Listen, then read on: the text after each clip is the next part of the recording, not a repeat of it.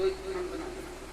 पहला, ये जो जलाधारी है अशुभ सुंदरी वाला जो स्थान है, पहला स्थान अशुभ सुंदरी का स्थान, जहां पर बीच में एक मोटी सी लाइन रहती है, उसके आसपास में जो जगह रहती है उस जगह को जल से साफ करना, और जल से साफ करने के बाद में उसी को अपने शरीर पर थोड़ा सा लगाइए, हाथ को धो लीजिए, थोड़ी सी चंदन की बिंदी दोनों ओर लगा दीजिए। पहला स्थान।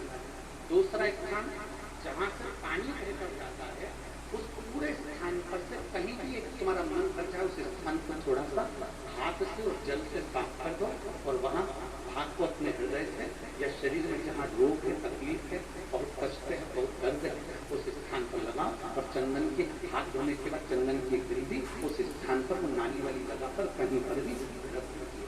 ये दो जगह आप साफ करना सीख जाए।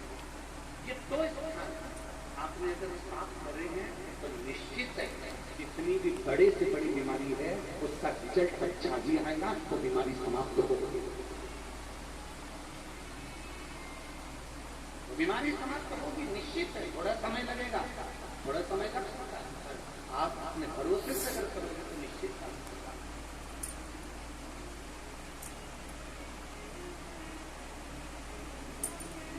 ब्रह्मचित्र नाम का एक शिव भक्त शंकर जी की जो जलाधारी थी, जलाधारी के सामने जो कुआरी नाली थी स्वच्छ कर उसको प्रतिदिन उसका नियम है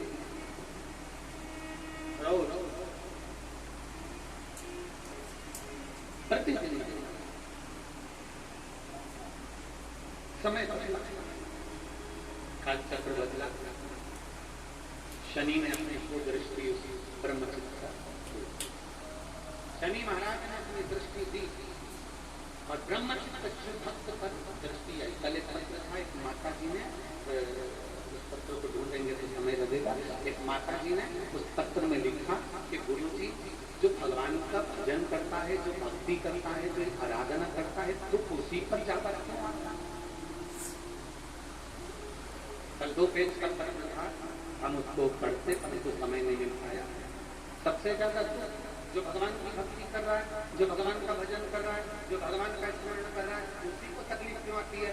शिव महापुराण की कथा करती है, सोने में खार होता है, उस सोने को जलाया जाता है, तपाया जाता है, फूका जाता है, फूक जलाते, फूक फूटते, फूक तपाते, और जब आखिरी में तप जाता है, फूट जाता है, तो उसका खार समाप्त हो जाता है, तो वो निखर जाता है। उसी तरह मनुष्य जब भगवान का होने चालू होता है तो भगवान उसको तपाता है, इतना तपाता है, इतना तपाता है, उसको तपाते तपाते फिर उसको अपना बना लेता है। और जब एक बार वो शंकर का हो गया तो फिर वो भटकता नहीं, शिव का ही रहेगा, फिर वो भटकेगा नहीं, फिर वो शंकर का शंकर है।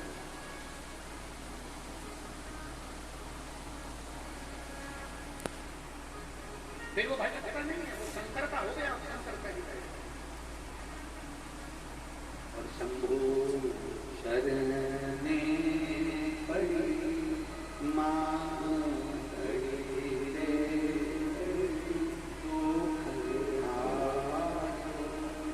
दया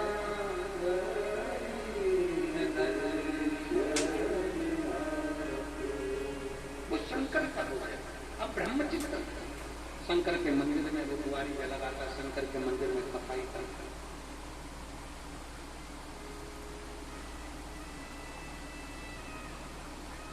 हम तो यहां तक कहेंगे,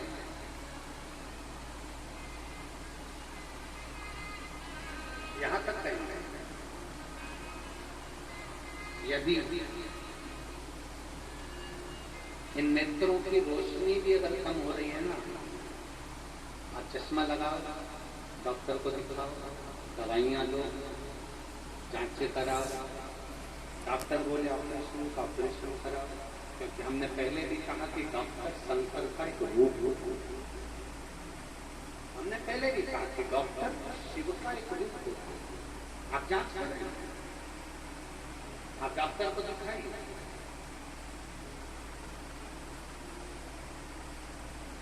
और जब डॉक्टर को भी दिखाते हुए आपकी आंखों में अगर आराम न लगे तो फिर किसी शिव मंदिर में शंकर का शिवलिंग हो, जलाधारी हो, और वो जलाधारी का पानी, शिवलिंग की जो जलाधारी होती है वो थोड़ी मोटी होती है। बोलो बोलो, देखा है आप लोगों ने कि नहीं देखा है? जिसपे कि शिवलिंग रखा रहता है, ये शिवलिंग जिस पे रखा है वो मोटा होता है। तो जलाधारी जो मोटी होती है ना चारों तरफ, तो शंकर पे चढ़ा हुआ जल इस जलाधारी में से जब यहाँ से बहकर आता है, उस स्थान पर अपनी हथेली का स्पर्श करे और स्पर्श कर शंकर के मंदिर में ही नेत्रों को लगाने का प्रयास करते। 22 से 25 दिन तक आंखों में लगाने का प्रयास करना।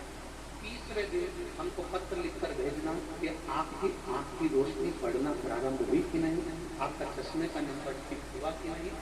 नेत्रों पर इस स्थान का महत्व है।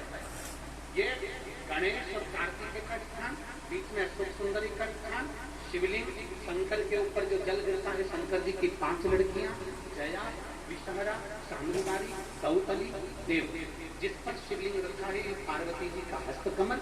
और ये जो भाग है जहाँ से जल नीचे गिर रहा है, ये 33 कोटि देवी देवताओं की जो धर्म पत्नियां हैं उनका स्थान होता है, जहाँ से ये जल नीचे की ओर आता है। उस स्थान पर अपनी हथेली का स्पर्श कर अपने नेत्रों पर लगाना प्रतिदिन प्रारंभ करो। 25 दिन के बाद बात करेंगे कि नेत्र की रोशनी बढ़ती है कि नहीं।